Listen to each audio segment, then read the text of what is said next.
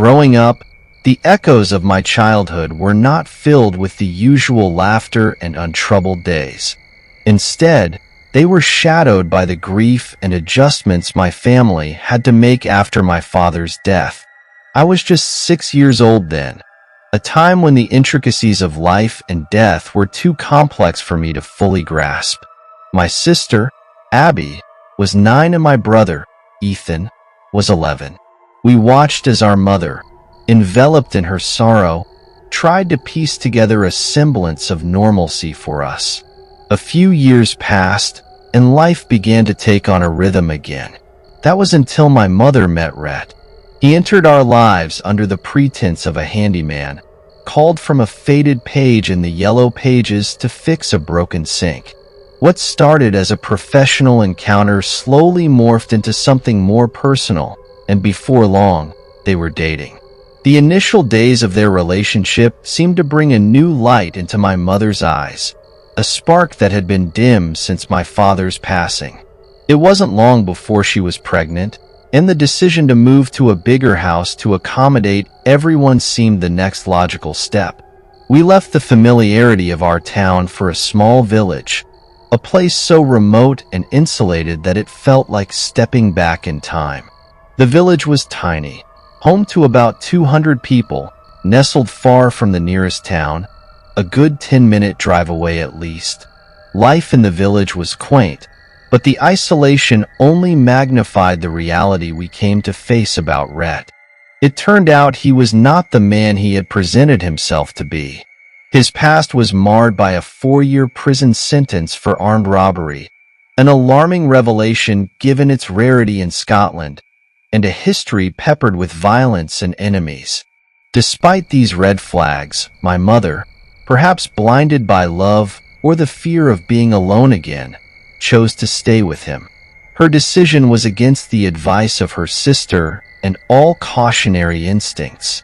As time wore on, Rhett's true nature unraveled in our supposed haven. The man who had once charmed his way into our lives now revealed a propensity for anger and violence that was chilling. The relationship devolved into a cycle of binge drinking and explosive arguments, particularly after their Monday payday from Tesco, marking a stark contrast to the quiet departure to school mornings. One of the most harrowing incidents that underscored Rhett's instability occurred during one of the many police visits to our home. The scene is etched in my memory with disturbing clarity. There were 2 officers, a man and a woman.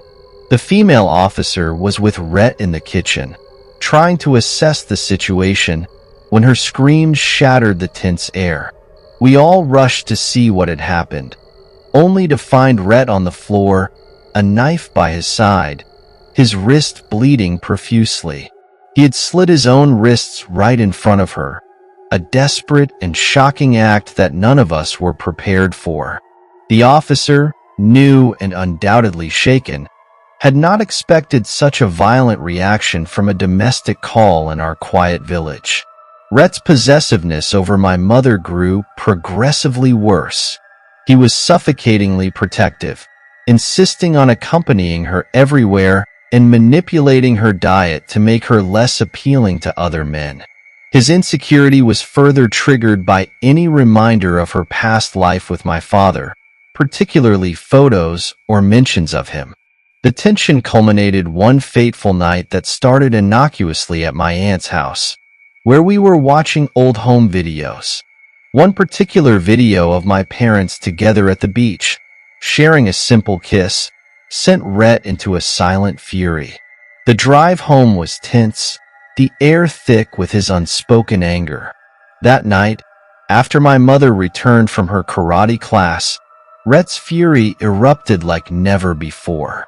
He smashed a bottle against the wall, and his shouting filled the house with a terrifying intensity. By then, their relationship had stretched over 8 years. I was 13, Ethan was 19 working a late shift, and Abby, 16, was out at a friend's house. My youngest sister, only 6, was thankfully not in the house. Alone with my mother and Rhett, I felt a paralyzing fear as their argument escalated. Hours passed with no sign of calming. Around 11 p.m., my mother's shout, "Drop the fucking knife," sent me into action, dialing the police with trembling hands, a process I had become depressingly familiar with. This call was different. I heard a scream from my mother like none other. It was a sound of pure terror, one that signaled something far worse than any of our previous encounters with Rhett's wrath. The operator initially thought it was a prank, but my mother's scream conveyed the urgent reality of the danger. As I relayed the information to the dispatcher, police and ambulance services were already en route, anticipating another self-harm incident by Rhett, but not the grim turn of events that unfolded. The minutes following my call to the police were the longest and most terrifying of my life.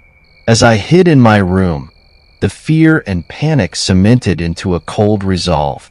I peered out of my window, watching, waiting for the sirens and flashing lights that would signal help was near. Time seemed to distort, each second stretching into eternity until finally, the sound of sirens pierced the night air, cutting through the heavy silence of our small village. 2 police cars skidded to a halt outside our home, their doors slamming as officers prepared to enter. I remained glued to my window, a silent observer to the chaos unfolding below. The police moved quickly, with practiced urgency, 2 officers heading to the back of the house while 2 more approached the front door. The moment they entered, the night erupted into action. It was only about 30 seconds before I saw them re-emerge, dragging Red out in handcuffs. His face was contorted in rage and confusion, a stark contrast to the officer's composed urgency. One officer remained at the door, repeatedly asking for the estimated time of arrival of the ambulance, his voice a calm anchor in the storm. From my vantage point, I watched as paramedics rushed in, their equipment ready to tackle whatever situation awaited them inside. The police began to secure the area, ensuring no further threats were present. It was only then, in the brief moments of calm that followed, that the gravity of the situation truly hit me. My mother was still inside, her condition unknown, and the fear for her life overwhelmed me. Soon, a detective entered my room, his expression somber. The words he spoke next shattered the fragile hope I had been clinging to.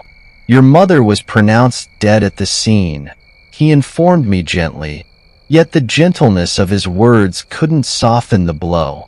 My world, already teetering on the edge of chaos, crumbled entirely with that single sentence. The detective asked me to recount everything that had happened, a task that felt both surreal and painful. As I spoke, the events of the evening played back in my mind like a horror film, each detail sharp and vivid. After giving my statement, I was escorted downstairs by the detective.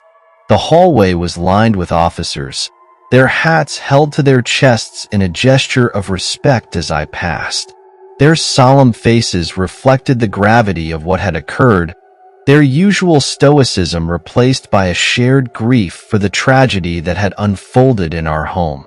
As I walked towards the front door, glimpses of the living room where my mother lay were obscured by paramedics packing up their gear. Their expressions were weary, marked by the strain of their efforts to save a life that was beyond saving.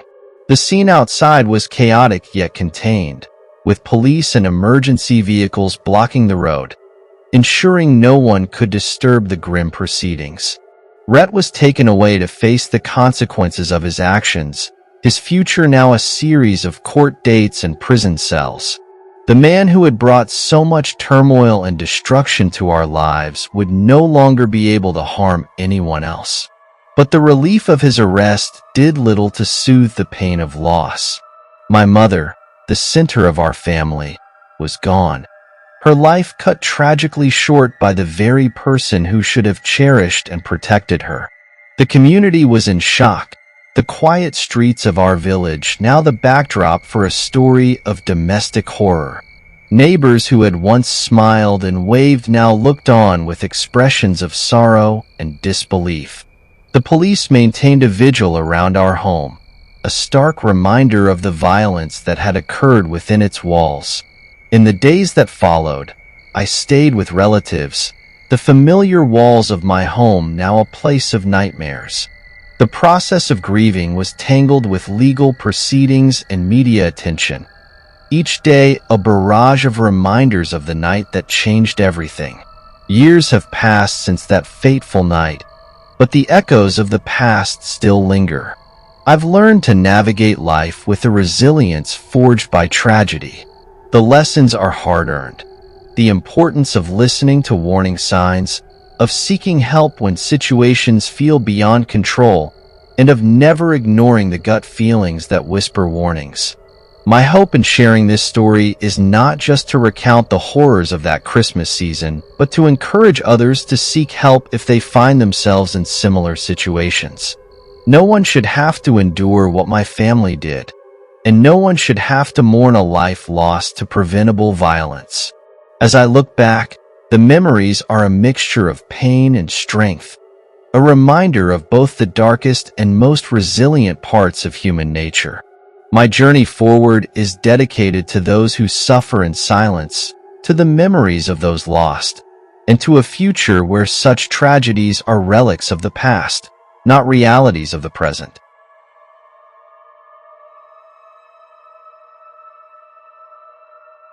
"6 months ago, my life changed forever when I gave birth to my beautiful daughter, Olivia. Her arrival brought immeasurable joy to both me and her father, Jacob. We were over the moon, ecstatic that our little miracle had finally arrived. But the journey to bring her into the world was anything but easy. I'm a petite woman, and Olivia was quite a surprise in terms of size. Almost 10 pounds of pure, adorable baby, but that meant a very difficult delivery. Labor dragged on for 7 excruciating hours with no signs of progress. The doctors became concerned when they detected meconium in the amniotic fluid, a sign of fetal distress. They swiftly whisked me into the operating room for an emergency C-section. The next few days in the hospital were a blur of exhaustion and relief. Olivia was given a clean bill of health, and we were finally sent home. But my recovery was slow and painful. The surgery had taken its toll on my body, and I needed more time off work than I had initially planned. Jacob was my rock during this time, always there to support me and care for Olivia when I couldn't. We spent those early weeks cocooned in our small apartment, bonding with our little girl and adjusting to our new life as parents. Gradually, I started to feel better, stronger. I decided it was time to venture out and introduce Olivia to the world. 2 months ago, feeling a bit more like myself, I decided to resume a bit of normalcy by attending a mommy and me yoga class at a studio just 4 blocks from our home. It felt amazing to move my body again, even if it was just gentle stretching. The real treat, though, came afterward when I would stop by the Dunkin' Donuts next door for a smoothie. That's where I met Vinny, the charming and ever-cheerful older gentleman who worked behind the counter. Vinny was in his 60s, a native New Yorker with a thick accent and a heart of gold. Every time I walked in with Olivia strapped to my chest, his face would light up. He'd always say how much he loved seeing my smile and would joke about whisking me away to Italy one day, leaving behind my rotten husband. It was all in good fun, never creepy. Vinny adored Olivia, always commenting on how big and healthy she looked and promising to spoil her with munchkins when she got older. The day Olivia turned 5 months old was a bright, sunny Tuesday. We did our usual routine, yoga, and then a visit to Vinny. As always, he cooed at Olivia in Italian and insisted on giving me a free smoothie for being such a wonderful mom. I thanked him, my heart warmed by his kindness. Little did I know, that day was about to take a very dark turn. Feeling more confident than usual, I decided to take a shortcut through the alley across the street to get to our block. It was a beautiful day, and the alley didn't seem threatening at all, just a bit shadowy and only about 14 feet long. I didn't have a single worry in my mind. As I walked past the garbage cans, I suddenly felt something cold against my shoulder blade. I turned around to find a man standing there, holding what looked like a stun gun. "Your wallet," he demanded. "Give me that. Give me your rings, your earrings, your phone. Anything of value on you is mine." My heart raced, panic seizing every fiber of my being. Olivia started to stir in her sling, sensing my fear. I began to sob, reaching shakily for my shoulder bag. The man pressed the stun gun harder against my side. "Quiet," he hissed. "I'll use this. I don't care about the baby. I don't care about—" He never got to finish his sentence. Out of the corner of my eye, I saw a blur of brown, pink, and orange. It was Vinny, wielding one of those long-handled trays used to slide bagels into the oven. With a swift, powerful swing, he struck the man, sending him sprawling to the ground. The attacker scrambled to his feet and fled, disappearing into the maze of alleys. I stood there, shaking and crying, Olivia now wailing loudly. Vinny, panting and looking around wildly, rushed to my side. "Are you okay?" he asked, his voice trembling with concern. I nodded, unable to speak through my sobs. "Come on," he said gently, guiding me back to the Dunkin' Donuts. "Let's call the police and your husband." Back at the shop, Vinny helped me call Jacob and the authorities. The police arrived quickly, but there was little they could do. The attacker had vanished, leaving no trace behind. I gave my statement, describing the man as best as I could, but I had little hope they would find him. Jacob arrived soon after, his face a mask of worry and relief. He pulled me and Olivia into a tight embrace, thanking Vinny profusely for his bravery. Vinny brushed off the gratitude with a wave of his hand, saying it was nothing, but I knew better. He had saved us from what could have been a truly horrific ordeal. From that day forward, Vinny became more than just the friendly guy at the donut shop. He was our guardian angel. I made it a point to visit him every week, bringing little gifts for him as a token of our gratitude. Every major holiday, no matter if he celebrated it or not, he received a present from Olivia and me. But I always felt it wasn't enough. How do you thank someone for saving your life? That question haunted me, but life went on. I returned to work, balancing my job and motherhood as best as I could. Olivia thrived, growing more curious and lively with each passing day. She quickly became the darling of our little neighborhood, especially at the Dunkin' Donuts where Vinny worked. As the months went by, I noticed something extraordinary. Vinny's presence had a ripple effect. His kindness and warmth seemed to touch everyone who crossed his path. Regulars at the donut shop started to know each other by name, exchanging pleasantries and small acts of kindness. It was as if Vinny's spirit of generosity was contagious, spreading through our community like a gentle breeze. One day, as I was leaving the shop with Olivia, I overheard a conversation between Vinny and a young man who looked down on his luck. Vinny handed him a coffee and a bag of food, refusing any payment. "Pay it forward," he said with a wink.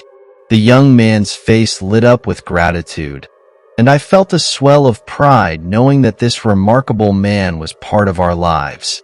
But the incident in the alley left a lasting impression on me. I became more cautious, always aware of my surroundings, especially when I had Olivia with me. I couldn't shake the fear that another attack could happen. Vinny's heroism had saved us, but the world still felt like a dangerous place. Despite the fear, I found strength in our daily routines. Every Tuesday, we continued to attend our mommy and me yoga class, followed by our cherished visits to see Vinny. It became a ritual that grounded me, reminding me of the goodness in people even amidst the darkness.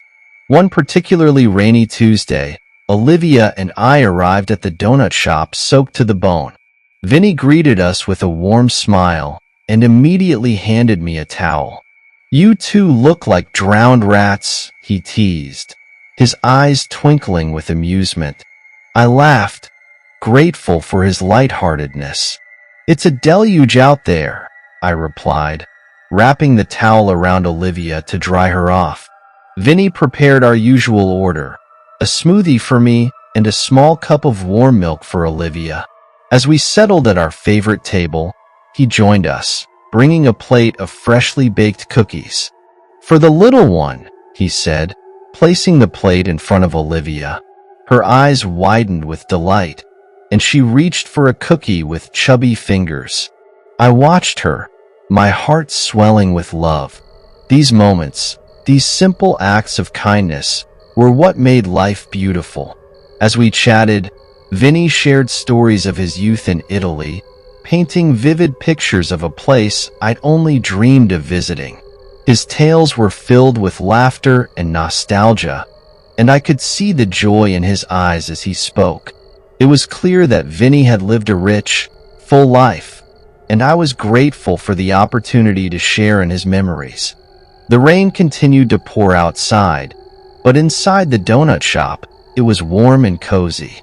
Olivia, now tired from her cookie-induced sugar high, rested her head on my shoulder and began to doze off. I gently rocked her, feeling a deep sense of contentment. Vinny looked at us with a soft smile. "You know, seeing you two together always brightens my day," he said. "You're a wonderful mother, and Olivia is lucky to have you." I felt a lump form in my throat, touched by his words. "Thank you, Vinny. You've been a blessing to us. I don't know what we'd do without you." He waved off my gratitude with a chuckle. Don't be silly. You're family to me now. Family." The word resonated deeply. In a way, Vinny had become like a second father to me, offering support and wisdom when I needed it most. His presence had a calming effect, easing the anxieties that often plagued my mind. As the rain finally began to let up, I gathered our things and prepared to head home. Vinny walked us to the door, his arm around my shoulder. "Be safe out there," he said, his voice filled with genuine concern. I nodded, feeling a surge of warmth. "We will. See you next week, Vinny." As Olivia and I made our way home, I couldn't help but reflect on how much our lives had changed since that fateful day in the alley. Vinny's act of heroism had not only saved us, but had also brought us closer to the people around us. Our little neighborhood had become a community, bound together by shared experiences and mutual support. The incident had taught me a valuable lesson about resilience and the power of human connection. Despite the fear and uncertainty that often accompany parenthood, I knew that I wasn't alone.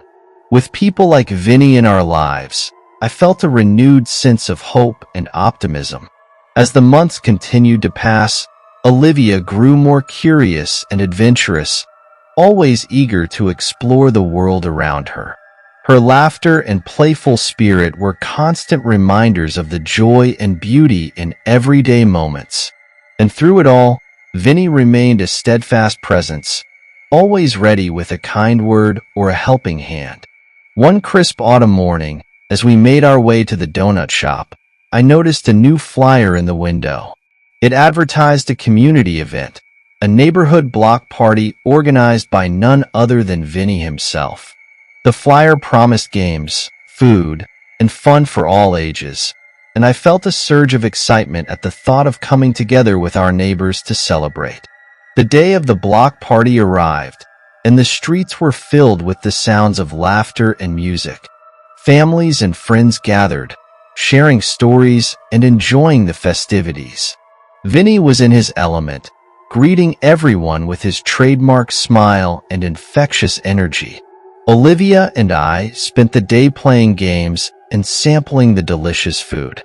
Jacob joined us later, his face lighting up as he saw how much fun we were having. It was a day of pure joy, a testament to the strength and resilience of our community. As the sun began to set, Vinny gathered everyone for a group photo. We crowded together, smiling and laughing, capturing a moment that would become a cherished memory.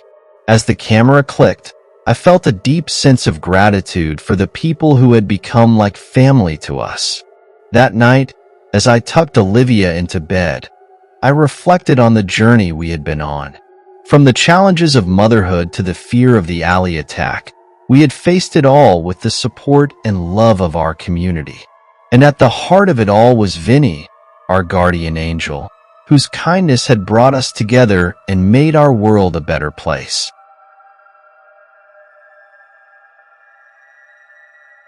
Last year, on a chilly November evening, the unexpected happened. Living in a rural part of Vermont, where the closest neighbor is a mile away and nights fall silent except for the whispering winds and occasional wildlife rustlings, unexpected visitors after sunset were particularly unusual and unsettling. That night, around 9 p.m., as the darkness settled like a thick blanket over the landscape, there was a firm knock at our door.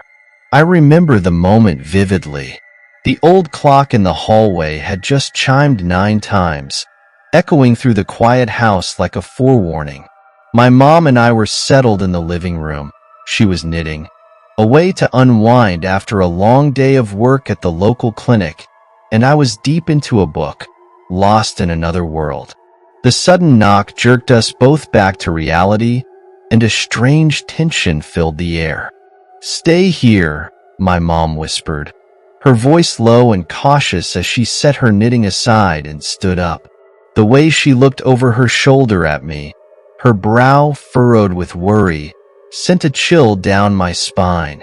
In these parts, you don't get visitors at night unless something's wrong. I watched as she approached the door, turning on the porch light before she opened it just a crack. The cold wind sneaked in, carrying with it the faint scent of pine and damp earth, and the sound of someone shuffling on the porch. I crept closer, curiosity overcoming my initial hesitation. Standing there, in the yellow glow of our porch light, was a man I'd never seen before. He was average height, wearing a thick coat and a beanie pulled down over his ears, his hands buried in his pockets. His minivan was parked just beyond the reach of the light, an ominous shadow in the dark. "Evening, ma'am," he said, his voice smooth, almost rehearsed. "Sorry to bother you at this hour, but I'm starting a new business in the area. I'm selling American-made products, and I thought you might be interested."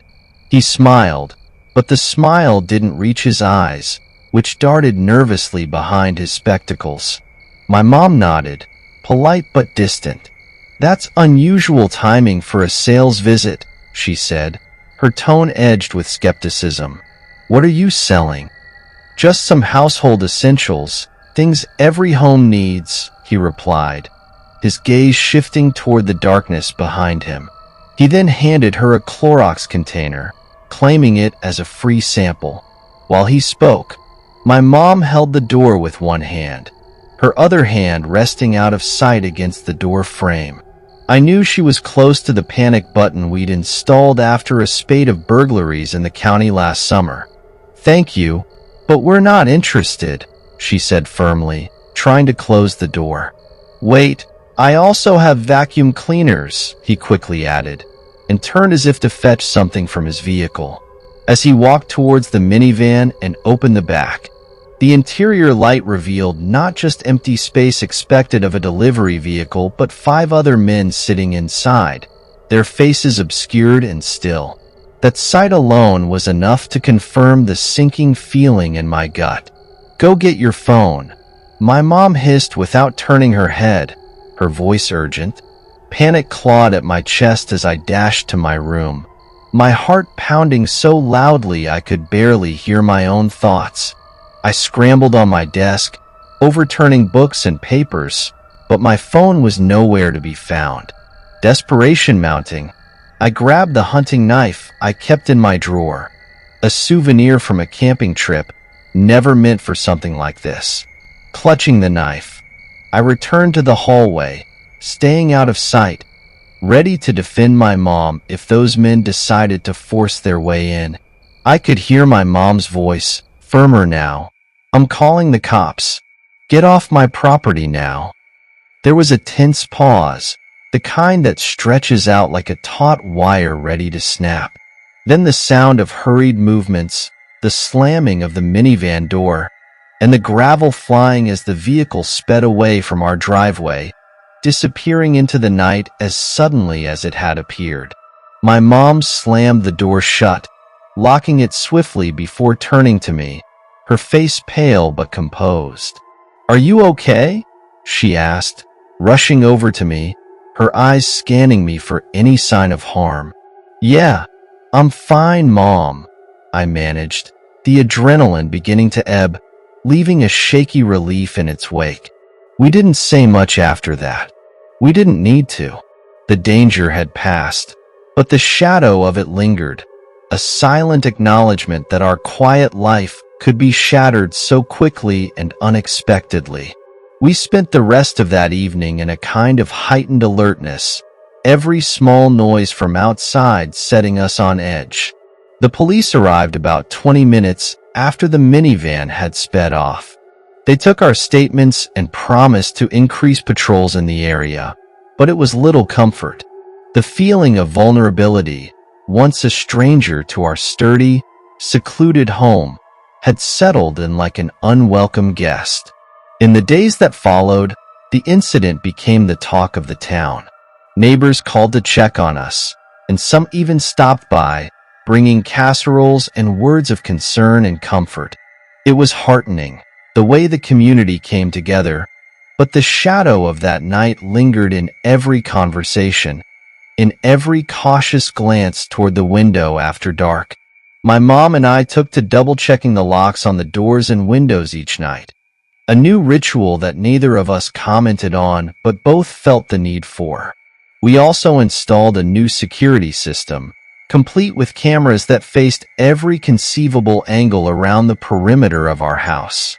I hated how my once peaceful refuge now bristled with electronic eyes, but the sense of security they brought was undeniable.